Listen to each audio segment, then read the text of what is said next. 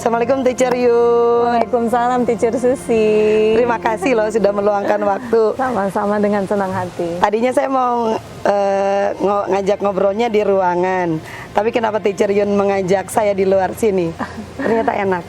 Iya Teacher Susi, suasananya nyaman karena kita tahu sekolah kita berbasis lingkungan gitu. Jadi saya ingin bersama Bu Susi kita ngobrol-ngobrol santai di bawah rindang pohon dan suasana angin yang sepoi-sepoi ini. Seperti hanya anak-anak belajar ya, iya, di betul. luar. Oke. Teacher Yun sudah berapa lama jadi kepala sekolah? Alhamdulillah saya diamanahi sebagai kepala sekolah di SMP Lazuardi ini tahun ke-9.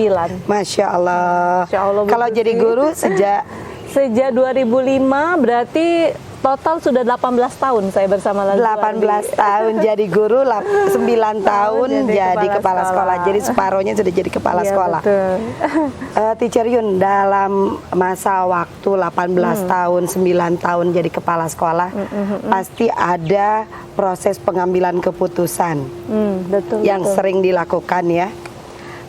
Kira-kira Teacher Yun pernah nggak melakukan atau mengambil keputusan yang merupakan suatu bujukan moral?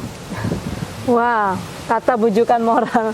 Kata keputusan ada hubungannya sama bujukan moral. Ya betul sekali Teacher Susi bahwa salah satu tugas pemimpin, khususnya pemimpin sekolah atau kita kenal dengan kepala sekolah adalah mengambil keputusan. Kita tahu bahwa paradigma dalam pengambilan keputusan itu ada 4, Teacher Susi, juga mungkin yang sama seperti Teacher Susi pelajari bahwa yang pertama, kadang-kadang kita berhadapan antara individu versus kelompok. Kadang-kadang kita berhadapan dengan rasa keadilan versus rasa kasihan gitu ya. Atau di satu sisi kita berhadapan dengan kebenaran versus kesetiaan. Atau bahkan juga jangka pendek lawan jangka panjang gitu ya. Tadi kalau Teacher Susi sampaikan bagaimana kalau keputusan yang diambil berhubungan dengan bujukan moral. Nah ini dia ya, berarti benar lawan salah gitu ya. Bujukan moral benar lawan salah gitu. Saya pernah punya kasus gitu ya Teacher Susi pada saat misalnya gini, kalau kita selesai mengadakan satu kegiatan ya Teacher Susi, kegiatan besar yang melibatkan sponsor gitu ya, alhamdulillah selain dana dari sekolah kita disupport juga dana-dana oleh sponsor. Alhamdulillah acaranya sukses gitu ya, penontonnya banyak, orang tua yang hadir memberikan apresiasi luar biasa dan ruang untuk siswa menampilkan kreativitasnya juga terbuka sangat besar gitu ya. Jadi gimana hasil akhirnya setelah 2 prinsip itu digunakan? Ya, kemudian hasil akhirnya begitu. Tentu setelah saya melakukan pendekatan kepada ketua panitia, berharap nanti ketua panitia bisa menyampaikan kepada seluruh panitia, bahkan saya sendiri hadir di hadapan teman-teman untuk menyampaikan mengapa keputusan ini diambil gitu ya. Nah, akhirnya kita tetap menggunakan uang kas kita, Bu Susi.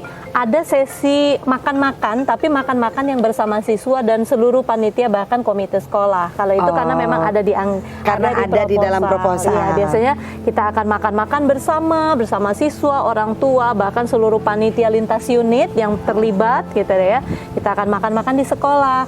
Namun kita kemudian punya sesi khusus bersama guru-guru saja, tapi biasanya menggunakan dana sosial, uang kas yang sudah kita kumpulkan setiap bulan. Yang akan diuang guru-guru ya. Jadi tidak menggunakan dana kegiatan. Baik. Tadi kan bujukan moral tuh ya Bu ya. Betul. Mungkin agak lebih mudah karena jelas aturannya nggak ada. Iya, betul. Pernah nggak Bu mengalami dilema etika, memutuskan sesuatu yang dilema banget nih gitu. Betul Bu Susi, dilema etika itu juga tentu ada ya dalam perjalanan kita dalam memimpin satu organisasi, khususnya sekolah.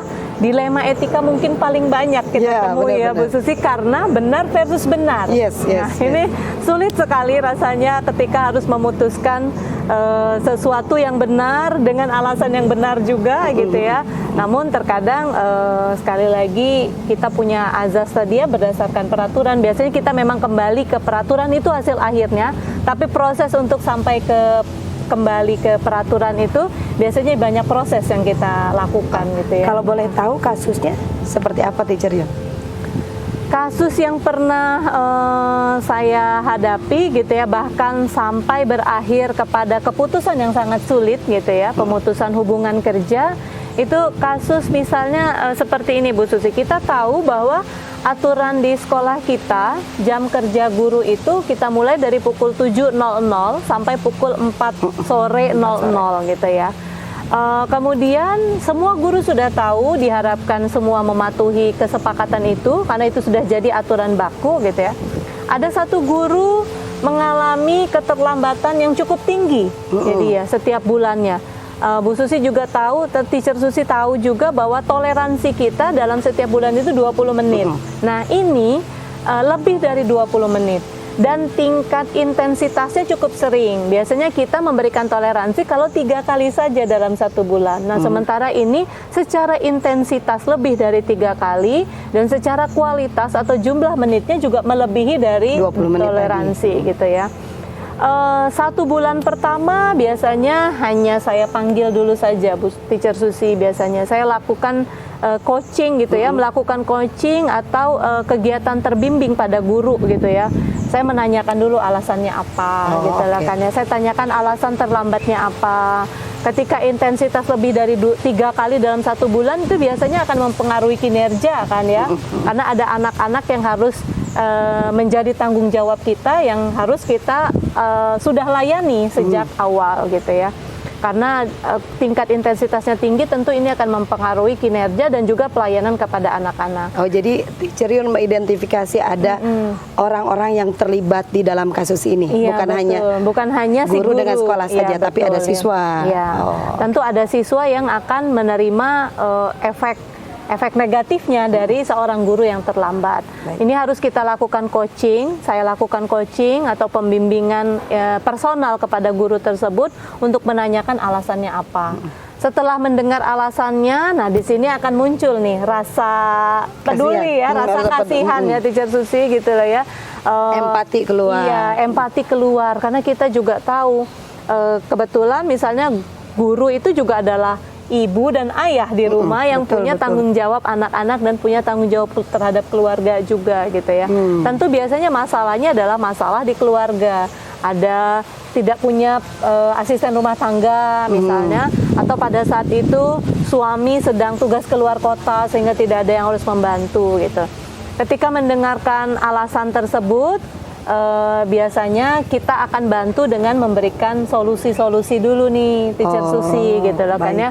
Solusi apa yang bisa kita lakukan sebagai bentuk support terhadap guru tersebut untuk menyelesaikan masalah-masalah di rumah tersebut. Misalnya salah satunya ketika tidak ada asisten rumah tangga, kebetulan sekolah kita menyediakan fasilitas daycare. Ya, bisa hari itu anaknya dititipkan di daycare gitu loh kan ya. Atau pembagian, biasanya saya berikan support itu dalam bentuk manajemen waktu, bagaimana mengatur menyelesaikan tugas-tugas di rumah gitu ya, seperti itu gitu. Nah, dari solusi itu kita akan pantau lagi bulan depan. Apakah itu akan bisa berdampak gitu. Beberapa guru berdampak Bu Susi. Beberapa guru ternyata dengan support solusi seperti itu tingkat keterlambatannya berkurang banyak. Namun masih tetap ada saja ya Teacher Susi bahwa tidak semua guru ternyata bisa menyelesaikan permasalahannya dengan solusi yang diberikan. Ternyata keterlambatan masih terus terjadi gitu loh ya. Nah, kalau sudah solusi diberikan, keterlambatan masih terus terjadi, biasanya saya tetap lakukan secara aturan, berarti kita akan keluar yang namanya surat teguran gitu ya. Sambil juga tetap dibantu lagi. Solusi apa lagi? Solusi kemarin belum berhasil. Kita coba berikan solusi berikutnya lagi gitu loh kan ya. Seperti itu. Ketika Teacher Yun harus memberikan surat teguran, apa perasaan Teacher Yun ketika itu? Ya, ketika surat teguran sudah harus keluar, berarti itu pencatatan secara administrasi sudah masuk ke sekolah dan itu berarti sudah diketahui oleh pimpinan lebih tinggi di yayasan kita ya Teacher Susi. Secara tidak langsung tercatat secara administrasi dan itu tentu akan berpengaruh lagi terhadap kinerja guru. Teacher Susi tahu bahwa tim guru di sekolah kita itu adalah keluarga, karena Iya, kan iya, iya. timku adalah keluargaku gitu. Kita adalah keluarga. Jadi ketika ada satu yang sakit, tentu kita pun akan merasakan sakit yang sama. Itu gejolaknya luar biasa biasanya pada saya sebagai pemimpin. Apalagi kita gitu melihat kan ya. kinerjanya juga cukup baik misalnya Iya, selama apalagi secara kinerja guru tersebut baik. Namun kenapa secara performance untuk hal yang satu ini, Iya. misalnya kita harus memberikan sanksi administrasi gitu ya. Kecamuk itu tentu ada, namun biasanya itu tidak mempengaruhi hubungan secara personal gitu ya. Karena ketika sanksi itu dikeluarkan itu tentu dilakukannya secara profesional gitu dan kan ya. tahapan-tahapan tadi Iya, sudah dilakukan. dan tahapan-tahapannya sudah dilakukan. Ada pemanggilan, pembimbingan secara intensif gitu ya, dibantu berikan solusi-solusi juga. Bahkan saya juga melibatkan tim teman Teacher Susi. Jadi biasanya saya ajak teman-teman yang cukup dekat dengan guru tersebut untuk juga membantu gitu loh kan ya, membantu dalam memberikan semangat, motivasi, bahkan solusi-solusi apa yang bisa dibantu oleh teman-teman dalam satu tim SMP gitu loh kan ya. Jadi ada orang-orang atau faktor lain yang dilibatkan dalam pengambilan keputusan. Iya, betul sekali. Jadi keputusan itu tentu diambil dengan pertimbangan yang pertimbangan berkali-kali lah biasa. Jadi saya memang ketika mengambil keputusan itu biasanya menggunakan prinsip mindfulness, yaitu kesadaran penuh. Jadi saya tidak mengambil keputusan berdasarkan emosi sesaat.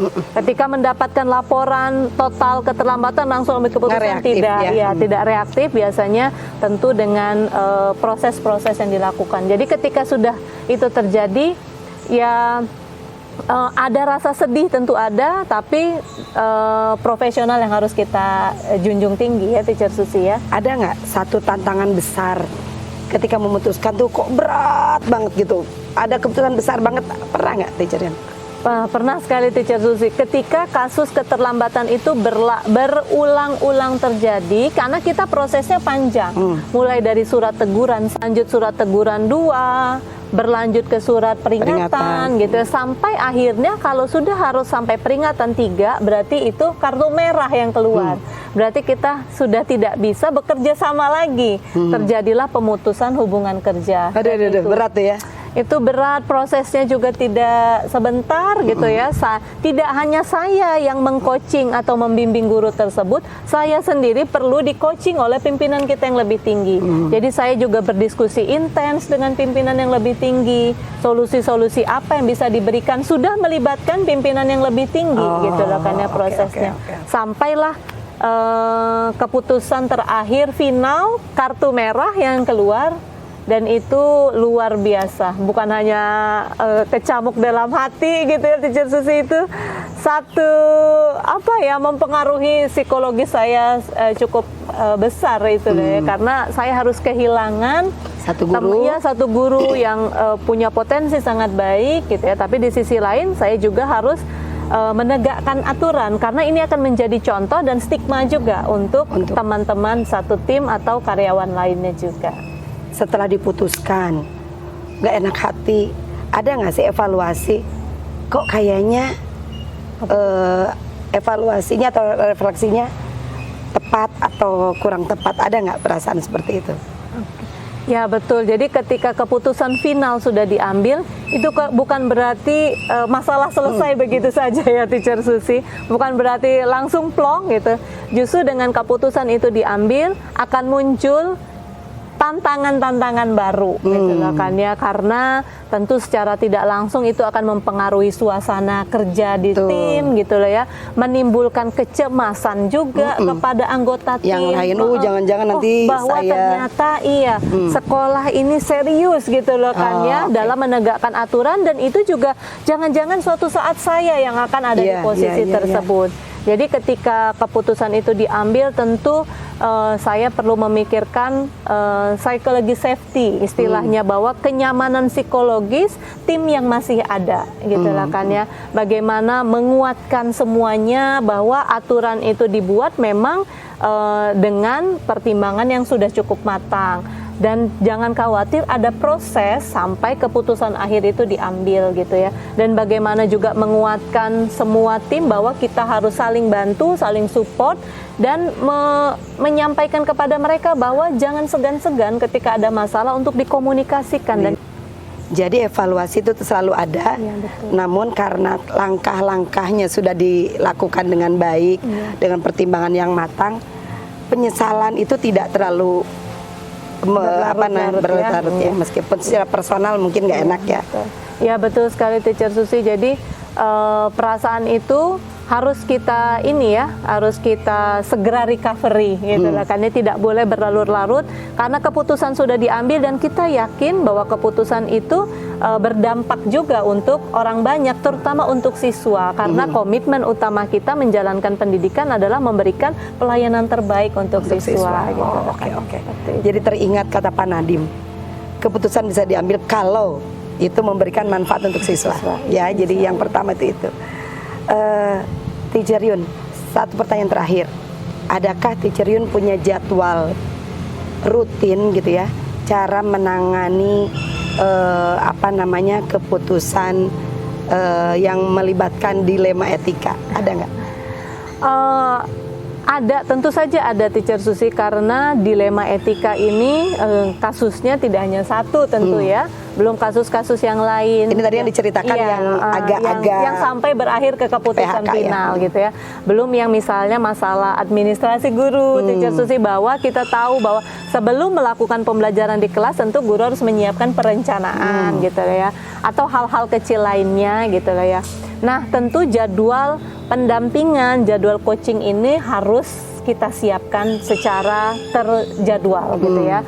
Jadi, namun tidak semua guru mendapatkan perlakuan coaching yang sama, Teacher Susi ya. Jadi biasanya harus adil ya, sesuai kebutuhan. Sesuai kebutuhan, betul sekali. Ada guru yang sudah sangat mandiri, tanggung jawabnya sudah cukup besar gitu ya, sehingga dipantau dari jauh ya, dipantau dari jauh, atau bahkan dia bisa menjadi coach untuk guru-guru yang lain.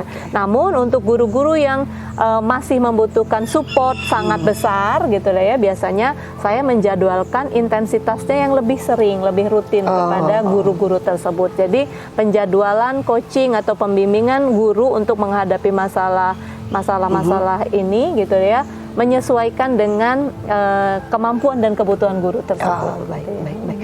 Luar biasa, saya jadi belajar banyak, Teacher Yun. Sekali lagi terima kasih. Mudah-mudahan ini juga menginspirasi para pimpinan lain. Berat memang memutuskan itu, tetapi ketika langkah-langkah prosedurnya dilakukan dengan baik dan matang, tentu rasa penyesalan, evaluasi tidak akan terlalu besar dampaknya dalam hati kita ya. Betul sekali. Terima kasih Teacher Susi. Terima kasih banyak. Mudah-mudahan ada manfaatnya ya. Insya Allah pasti. Insya Allah kita terus berbagi lagi, mencoba lagi hal baru. Siapa tahu bisa jadi inspirasi untuk yang lain. Baik, sekali lagi terima kasih. Terima kasih sudah menonton kami. Assalamualaikum warahmatullahi wabarakatuh. Waalaikumsalam warahmatullahi wabarakatuh.